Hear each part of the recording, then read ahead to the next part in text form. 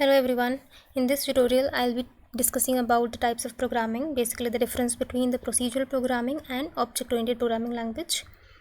So let's get started. So procedural programming is basically the one in which the program is divided into functions. So it's all about functions.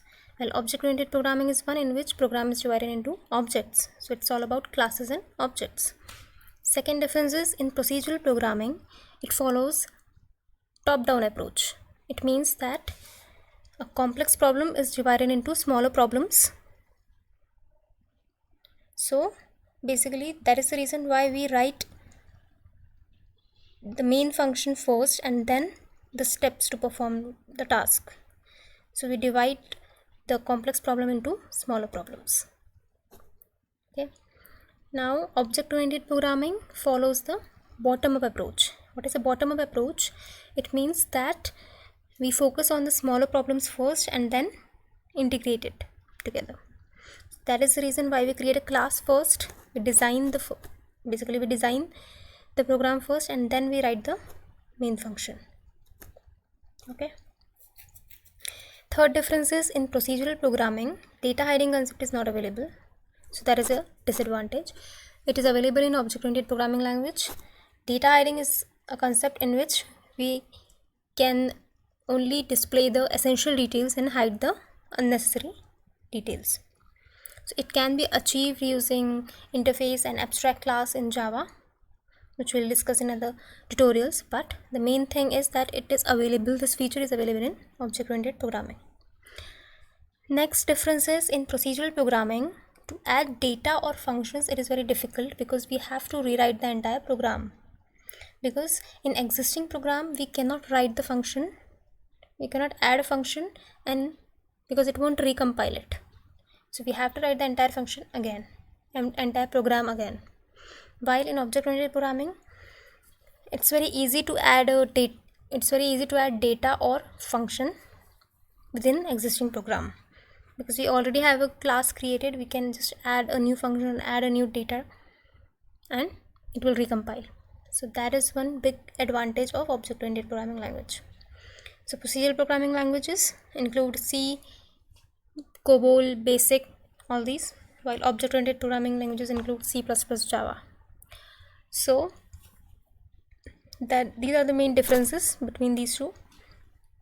Now there is one more difference that I can explain with the help of an example. So for procedural programming, I have taken an example of C programming language.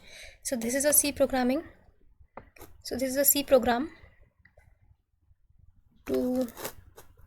This is just a hello world program, okay? And this is a Java program. I have taken Java programming language as object-oriented programming language. So here below, if you can see that, let me first tell you that these two programs are just hello world programs which just prints the hello world string. Okay, so for printing purpose in C we use printf function, okay, and while in Java we use println function. Okay, so the difference, or one more difference between them is in C programming language we use format specifiers, while there is no concept as format specifier in object-oriented programming or Java. Okay, so what is a format specifier? It basically, the format specifier specifies the format in which the data should be displayed to the compiler. Okay, so in printf function, if you see the syntax, we just have to provide %c within double quotes, comma, and whatever the data that is you have, you can pass that data. So this is the syntax. So basically you are telling that you want to print this data in this format. Okay, so we have different formats for different data types. Like for character we have %c, then for double we have %d, for integer %i, for float %f, for exponential value %e, all these. Okay, while the main advantage in object-oriented programming is that we don't have to specify the format specifier at all. We just have to pass the data to the println function, whatever that you want to print, and it will print in that format. If it is a character, it will print a character. If it is integer, it will print integer value. Okay, so that is, so we basically have a lot of advantages in object-oriented programming language, if we see. So I hope you find this video useful.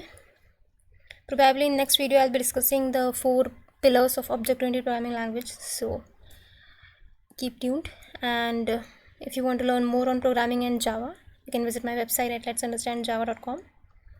Thank you so much.